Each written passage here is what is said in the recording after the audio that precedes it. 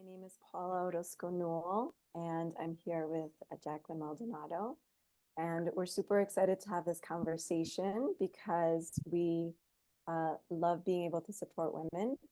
We love being able to create retreats, going on retreats, and all the benefits that they bring.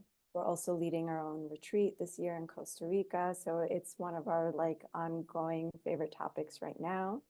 And as we were planning for the retreat, we were having this amazing conversation about why sacred retreats are so needed. And so we wanted to offer some space and time and insight into that conversation, what came out of it, and to also just support in helping you set up your own sacred retreat and all the many ways that that can look in your life. Based on what your resources are, what your time is, where you are in the world, all of those things, right? Jacqueline, do you want to say something about yourself? Yeah, absolutely. So, hi, I'm Jacque Maldonado, Prana House founder and owner, and excited to be able to co-host this particular retreat and this session with Paula. And exactly everything that she's already said. Like, we want to really get into a little bit of the nitty-gritty of why we feel that sacred retreats are so necessary in our lives, or to be able to create space for them, because we need to be able to take some breaks. And sometimes those breaks are even better when we're not the ones having to plan every single solitary detail in our break. So we wanted to also give the opportunity to talk a little bit about that and how it's happened in our own personal life, and talk about how, as humans, right, sometimes it's a little bit more difficult for us to say yes to ourselves. And so hopefully we can get to that point where we do get to say yes to ourselves a little bit more. Thank you. And I just want to say a little bit more about Jackie because she's very modest, but yes, she's the founder of the Prana House, but she's an amazing guide and space holder for women and has been doing this work for many, many years, for those of you who don't know her. And has also, been on retreat, like we've both been on retreat, as I mentioned. And I have been leading retreats for women on and off since 2010. And it's one of my favorite things to do. I'm also a health and wellness coach and intuitive life coach. So let's dive in and talk about why sacred retreats are needed. I think what we were saying is that they're really needed now more than ever, right? I mean, we all know the headlines, right? Like everyone's more stressed than ever, more burnout at work. People are having a harder time, I think, finding that life-work balance, especially women, because we're often the ones taking care of our family unit, taking care of children, while working and doing so many other things. So, what we often see is like stress, anxiety, burnout, overwhelm. And it's really challenging to recover from that when we're just in our daily life constantly because there's so much to do. We were also just talking about like, how do we find the time to do what we need to do and like file our taxes Yep. and do things and do the health insurance stuff. And like the list is never ending for all of us, right? There's always a to-do list or a calendar that's kind of screaming at us to do something. And so um, taking that space as humans, as Jackie said, can be so challenging because we know that there's more to do. And so prioritizing that can be tough. And also you have this momentum and energy going of like, hurry, hurry, hurry, do, check things off. And how do we stop that, right? How do we stop the hamster wheel when that's kind of our norm day to day? So it often requires taking ourselves out of that space and that daily routine in order to be able to address the stress or the burnout or the things that aren't necessarily going to get better if we just take a 5-minute break or a half-hour break here and there. Yeah, I agree. One of the biggest and unfortunate things that I see the most of people when they come into the shop, or I am doing a session with individuals, is some of the biggest factors that people say that they're dealing with in their life is stress and anxiety and burnt out and overwhelm of everything that's going on, the possibilities of their daily life and their dreams, right? Their aspirations, and how are they even going to be able to achieve those things, and the stress of having to deal with all of the different aspects of what they do in the world, right? Not just from a personal stance of living as a human, but then also the expectations and demands of all of the relationships that they have, from, you know, being a child to a parent to a significant other to their career to friendship. I mean, the list can go on, right? And so there is a lot of that stress and anxiety that people are dealing with, and that overwhelm. And I think even at a point too that people become overwhelmed with even how to release some of that stuff, or how to give themselves rest, because they are so used to continuously having to produce and to output things into their day to day, that having to think about even relaxing is another thing. Self-care is another thing to add on to the calendar and add on to the list of the many different things that they have to do day to day. So, you know, retreats, I find that give us the space separate from the space that we're used to every single day, a different perspective, a different viewpoint, and Literally. less responsibility in some ways. Absolutely. Yeah, you really hit the pause button, like you're like, pause. I'm taking myself out for a moment, um, to really see things differently, to, like we said, different viewpoint, like literally, like, your surroundings change. And that brings me to, I think, another point, which is like another reason why we do sacred retreats, or, why we want to retreat, is because yes, it could be to address the stress and anxiety and the burnout, but it's also to process big life changes, big events, or if you have a big dream and a big plan that you're trying to get to, and it's so hard to because of that daily routine and all of the to-dos, it's that space to really create something, right? To start to set intentions, to get that momentum, to get something started. And when you have that different viewpoint, it's so much easier.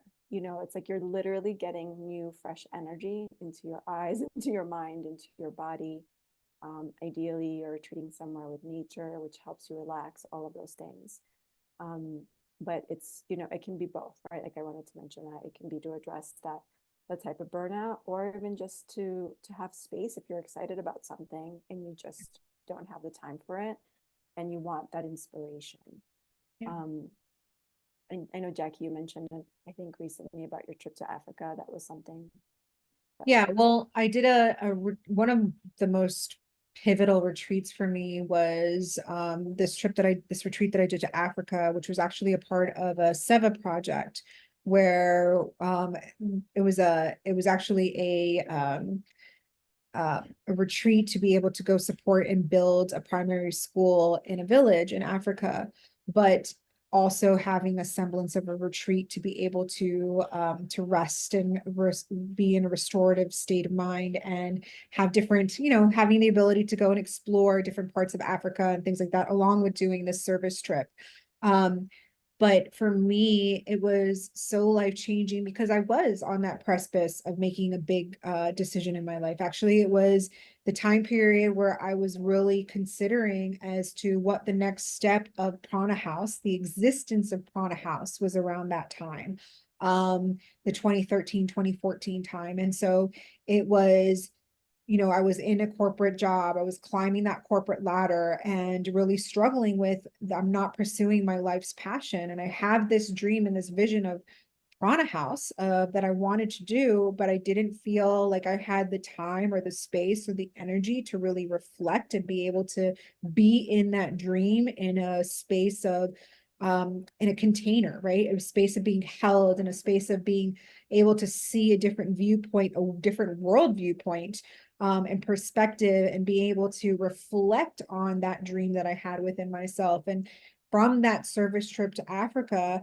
not only was I able to see a different viewpoint of the world and the way that different people live in the world, but it was also an opportunity for me to go deeper within my dream, so that by the time I came back from Africa, I felt refueled, re-energized, re-inspired, that I was able to quit that corporate job and pursue my dream. And I'm not saying that this is going to be the same case for everybody, right? That was definitely my own personal experience, but it was so impactful. And from other people that I have talked to about retreats, other retreats that I've been on, there's always something that comes out of that, in a sense of a reflective nature that then allows me to go back home and feel refueled and be able to tackle those things that on those demands and expectations of my everyday, and with a new viewpoint, a new perspective. So yeah, that was still one of the most amazing times of my life, and would wish to be able to go back there at one point in time. But you know, being able to do other retreats and see other viewpoints and the way that other countries live is such a blessing. And this is another reason why I just love the idea of retreats, is because we get to see a different viewpoint, literally. Yeah, it's such a learning experience. Like travel in and of itself is a learning experience, and you do return so filled up in so many different ways. And I think one of those ways is also just because you have um, a group of women that are so supportive with you on the journey. You know, everyone's having their own individual journey and experience, but yet everyone is on this retreat journey together. And there's such a space holding that happens from those women, and you feel, you know, the camaraderie, and you feel seen, and you feel heard, and you feel understood, and that alone is so nourishing. And so you come back so replenished from that too.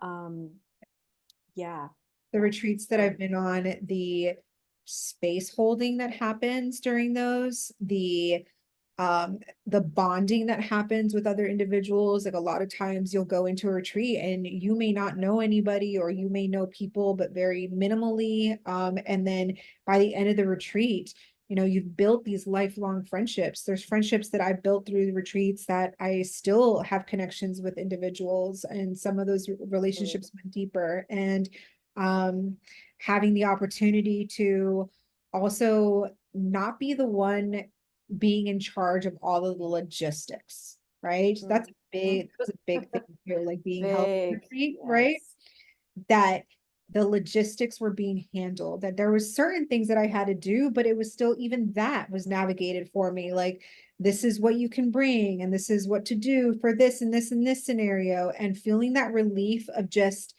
existing and being able to have fun and being able to experience things without the demands of being the person managing all of it.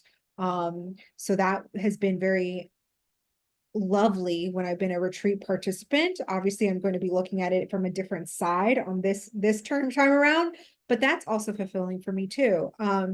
But you know, retreats really give you this opportunity to create connection with individuals, and this bond that just, it's just different on retreat, I feel like, than, you know, going into your local coffee shop or even a workshop or class in your hometown. When you're on retreat together and experiencing this new place, this new culture, it just has an opportunity to go even further. Yeah, I know the all the amazing experiences that you have throughout the week. I think that's a really good point. And you know, as you were talking, one of the things I remember too is that it's such an opportunity to stretch ourselves, right? Because for some of us, I think leaving the country, being around a group of other people that we don't know, um, you know, doing this inner work, whatever way, you know, like it shows up, there's a lot of ways that it could show up in an opportunity to stretch ourselves, you know, and to grow. And I think that's part of it, you know, like it's this safe space to be able to stretch yourself in whatever way you might need in the moment. And there's a lot of ways I think that happens for people. Yeah, so one of the other things I think we know we were talking about was just, and we touched on this already, was just like the challenge of decompressing and resting, right? Like when you're on that hamster wheel and you need to rest, it becomes another to do, right? Like you just said.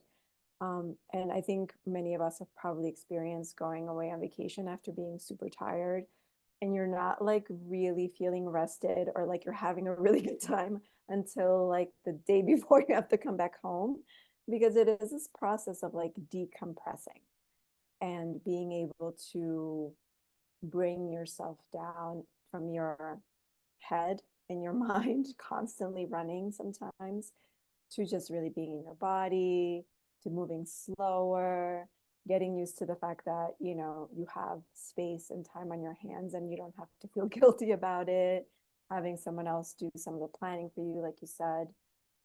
That can all take some time. And so, you know, there's ways that we can get there on our own, but it's a little bit more challenging. So when we're doing group retreats like this, like the ones that we're doing, um, the facilitator takes care of so much of that for you and so much of the space holding, and it allows you to drop in so much quicker.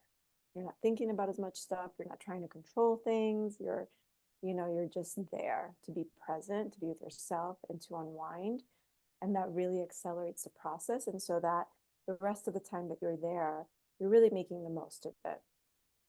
And there's ways that we can do that at home too. And I want to talk a little bit about those too, because I want people to kind of take away some tips, you know, here on like how you can do this if going on an international retreat is not something that you know you can do this year or whenever. And I think a lot of what the facilitators are doing, right, or what we do in preparing for a retreat is that we set a lot of intention around it. We're obviously doing logistical planning and stuff, but we're really calling in a lot of the energy and the space holding months prior, right? And I think it's that intention and the rituals that we do or the practices that we do there. Like when you're on retreat, you do, you know, daily morning yoga, for example, right? Um, we're really bringing in that sacred energy. So I don't know, Jackie, do you want to give some examples of what bringing in sacred energy could look like if you're on like retreating on your own? Yeah. Well, I mean, maybe first like touching on at the energy for the retreat and intention, right? Is that Yeah.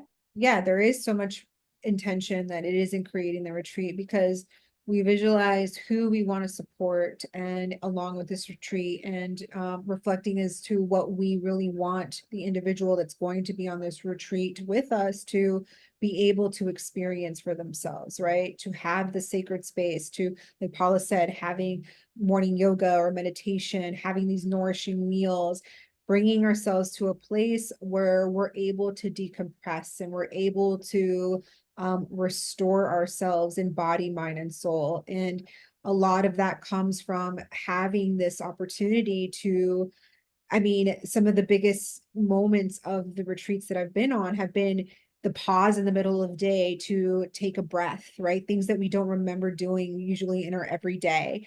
But these are some practices that you can even create for yourself if you're at home, but like setting an alarm in retreats, that alarm is already there for you with the itinerary of we're going to take a moment to pause and breathe together. We're going to take a moment for journaling. We're going to take an opportunity to do a yoga class and stretch together.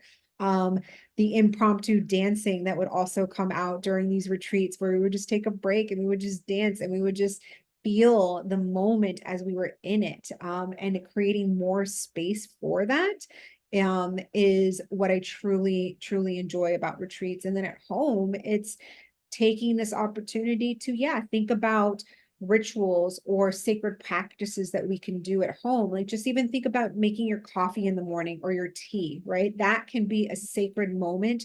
That can be a sacred ritual for yourself, where we give ourselves 5 minutes in that morning to consciously like stir that coffee or that tea and take a breath and actually experience that moment and hopefully get to that moment of peace and calm in our brain before we have to move on to the next task, right? Not anything big, but when we think about it and we're thinking about, we don't may not even think about it during an everyday occurrence, is that it becomes a big thing, right? It's a sacred space and ritual that we're doing, but it still requires that conscious thought of like, I am going to do this in the morning.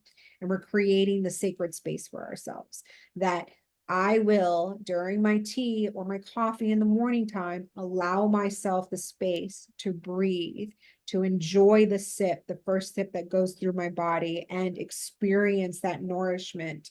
That's a very simple practice that you could incorporate, and that could be a mini retreat in your morning time.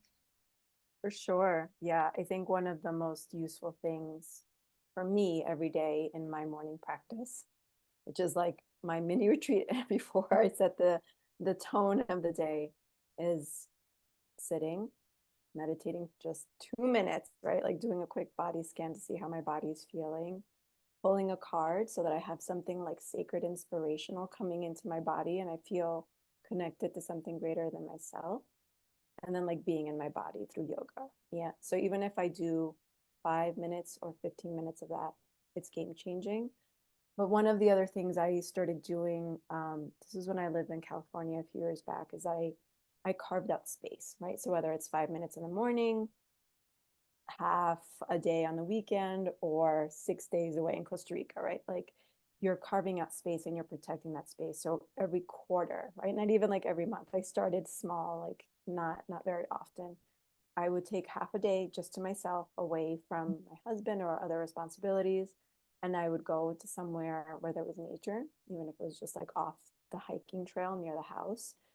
And I would set an intention for what I wanted from that time.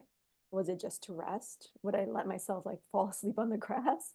Or was it just going to be something more intentional that I wanted? Something I would bring my cards, I would create a ritual, really bringing in the energy of what you're looking for, that intention, and then creating or designing something for yourself around it that you know feels nourishing for you. Yeah, similar. Mhm. Yeah. And I've done this, I mean, a million ways. I think, last thing I'll say about that is like, I did the half day retreats, in like a park or somewhere where there was nature. I've also done like where it was just more convenient and easier where I was, just an overnight at a hotel where I was like, I was staying there just to have space for myself. And I would set up the intention, set up the space, really nourish myself, journal, come up with a new business idea, whatever it was that needed to be, move through me, take a bath for an hour, like, really it just depends on what you need. Um, or, a whole weekend away. Like there could be 5 minutes to whatever you need. And sometimes we can't get away.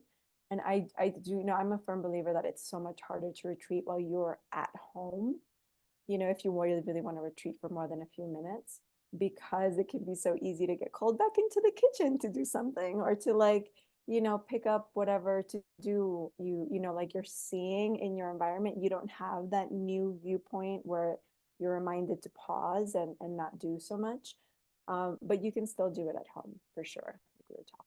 I mean, things that I've done where I haven't had options or opportunities to really do anything big is honestly just go into my car and drive with the music on. Mm-hmm. Like my car has, I mean, if you think about it, the car is the place that we're really truly alone sometimes if we're driving by ourselves, right? And so a lot of things that I would do when I was in the big throes of things and I didn't have a lot of time to truly create retreat space for myself was just getting into my car, driving without any destination really, for 5-15 minutes and finding a space like a park or somewhere where I felt safe and just going and sitting, and just if the weather was nice, windows down, right? If the weather wasn't as agreeable, also having an opportunity to just journal in my car, right? Once I was parked and seated, just Oh, having all of the emotions that I needed to have, moments in time where I screamed, moments in time where I was very happy and just was able to sit quietly and meditate and recoup and then reflect and then journal. So those were really great opportunities for me that I felt like there were some moments of retreat there too. And it wasn't, you know, anything luxurious. Yeah. It was a very essential practice that I did to create this feeling of levity, and especially a moment where I was feeling so overwhelmed. And I still do it to this day sometimes. When things get to be too much, I'll get in my car and I'll drive to my favorite park, and I'll sit in the parking lot, go outside and take a little walk if I can, and then eventually come back to the car and just stay there for a few more minutes, breathe before I'm going to reintegrate back into my world again. For sure. I'm sure you're not the only one that feels like that safe, alone space, you know, that car can be such a haven for people when we just need to get out, you know. Um, yeah, especially if you have young children, I think that you Yeah. need to leave the house. It's so helpful. But yeah, it really, I mean, it just goes to show that it really can be anywhere, and you can make any space sacred, and you can bring your intention and energy or whatever it is you need to do, you know, into that space, and move some of the energy you need to move. um, and then, you know, ideally, if you can give more to yourself, and depending on where you're at in your life right now, you know how much you may need time and space, or how much you may need support, you know, figuring out how to carve out that space so that you can take several days off, so that you can take that week off, so that you can travel and give yourself more of that space and time. Um, yeah, so it's really just based on where you're at, right? Meeting ourselves where we're at. Anything else you wanted to add, Jacque? Yeah, just exactly, just, you know, piggybacking off of Paula's, yeah, when you have the opportunity to create a little bit more time for yourself, right? The ability to get away and see things from a different perspective and a longer time period can even offer us even more. And so being able to get away and do retreats in different countries or different places is such a wonderful investment in ourselves, because we know it's an investment. It's an investment not only monetarily, but into our own body, our mind, and our soul, and being in good health and good prana, right? Being able to re-energize our life force energy in all the different layers. And retreats, truly, I wholeheartedly believe that they give us that opportunity. And it's just, we invest so much more in ourselves that way. We invest this knowing that when we come back and re-enter into or reintegrate into our personal lives, that we have that fuel that we need to be able to continue to thrive and not be in survival. Absolutely. And, you know, with that said, I think it'd be good to share what some of the intentions for our retreat are, and for and how we chose Costa Rica. So I'll start with Costa Rica. When we talk about intention and energy, the energy of Costa Rica is very alive and lush, very vibrant energy, and also slow. Like they're saying it's pura vida, you know, which is very much a lifestyle and a choosing of how you live. And so as a country, the people's lifestyle is a little slower. It's also one of the 5 blue zones in the world, where we have people living over 100 years old. So the way that they live is part of what's created that ability for them to live longer, healthier lives. And so that place has that energy, right? And so we had, you know, the opportunity to go to many different places for the retreat, but we felt that this was the energy we wanted to bring to the women that we wanted to be there, right? To have that aliveness and vibrancy and beauty and lushness, and have nature also around you to help you feel like filled up again, and energized, while also being able to relax, right? So that it's not like a busy energy, vibrant energy, but like a calming, soothing energy by the ocean. a cleansing energy. So that's part of the intention. And then the other is that this is about feminine strength. Roar of the Sacred Lioness retreat. And so there's that sacred energy again, that lioness, that feminine strength and courage. For me, feminine strength is so much about choosing trust over fear, being courageous in that way, because so many things can feel fearful in our life. And so remembering that we can trust ourselves, that we can trust life, and then getting into that space. And so that's one of, I think, the main intentions for the retreat. We're also doing it on a new moon. Jackie, I don't know if you want to share some of that. Yeah. So so Roar the Sacred Lioness, and it's during a Leo new moon. And the Leo new moon is about tapping into that courageous, strong, vibrant lioness energy that we have within ourselves, and to also exist in the beauty and in the vibrancy of life and everything that is entailed in that. And so with this opportunity of being in Costa Rica in this retreat, right? Being surrounded by the beauty of the land, right? And feeling hopefully even beautiful within ourselves, because we've given ourselves the opportunity for that rest and restoration, and nourishing ourselves with good food and exercise and, energetic healings possibly, and all of the different layers, and just being able to tap in deeper to that courageous lioness that exists within all of us, and um allowing her to rest, to be held and supported, right?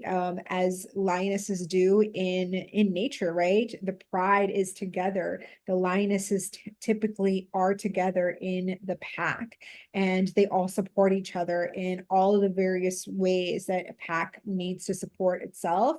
And with the lioness energy of this retreat, being able to support the women that are going to be a part of it, and supporting them in their needs, and also going deeper within themselves in a safe space, in a space that's protected, in a space that is no judgment, right? And you have these beautiful surroundings along with you. So Yeah, I love that. Thank you. I think the last piece I'll add about the feminine energy too is that it's so much, around creating and manifesting from a place of uh, trust, like we mentioned, but also of like ease and desire, right? Like we really like attract things in, with that yin energy, and not like pushing, forcing, like grinding down, but really being able to receive, right? That receptive energy, like opening ourselves up to receive, calling in the things we want, and doing that from a place of like nurturing and desire, and feeling all of that, creative energy. So it's really powerful. And, as women, I think that's also why it's so important to retreat, however we do it, to take care of ourselves and nurture ourselves, because it really aligns with who we are in our energy. and typically Yeah, during the time of the year, right, in August, when yeah, the plan is for this retreat, is we are moving from a space of um experiencing the summer months and experiencing kind of the first harvest of all of the work that we've done, and then about to embark on a busier time of the year, with like back to school and the fall season and everything happening. So this is it's a great opportunity to be able to reflect on all of the things that have happened and all of the work that we've done, and how we're experiencing the growth of all of that. We're experiencing all the bounties of all that, and then taking a moment to reset, right? So this experience is giving us a moment to reset, and then also then amplify ourselves for what is to come next, which is the second portion of the year, the back end of the year, that demands things in us in a kind of different way, right? And so yeah. I feel like this is a great opportunity to give ourselves that in between time, in between experiencing all the bounties and all the growth, and pausing for a moment to see where the next steps are going to be. Yeah, that's powerful. I think I've heard so many times people say that September really feels like the new year, Yeah. because it's like we're getting back into the swing of things. So, at least in the Western world. And so, yeah, it is powerful. I don't know if we've mentioned the dates, but we'll be going August 1st through the 6th. And if you want to learn more about our retreat, we have some FAQs coming soon, so we can answer a lot of the common questions that come up for retreat or about Costa Rica, or about the logistics of this trip in particular. Um, Please reach out if you want any support in planning your retreat, or you have questions about how to retreat at home. I'm also happy to answer some of those. Um, we have our webpage up that has all the details for the retreat, which is thepranahouse.com/roar dash of dash sacred dash lioness, right? So roar of sacred lioness with a dash in between all of those. We'll share that information again. But yeah, please reach out. Jackie, is there anything else you We wanted also to have add a before we wrap up? designated email inbox for Roar of Yeah. Sacred Lioness. So it's actually roarofsacredlioness@gmail.com. So if you do have any questions, or you wanted a direct link to that page, you could just email us at roarofsacredlioness@gmail.com, and it's a designated email inbox specifically for this retreat. And so we're just sending you lots of supportive energy and hoping that you find some space and time to nurture yourself, to take care of your body and your mind and your spirit, and to use whatever time you have, whether it's 5 minutes for a weekend or a week-long journey with us. This is your invitation to create that sacred space for yourself with that sacred intention, and to nourish yourself. Yeah. We would love to have you. And above all else, I just hope that everyone is well, and many blessings to all the beautiful souls. Thank you for being here with us, and have a lovely, lovely day. Thank you.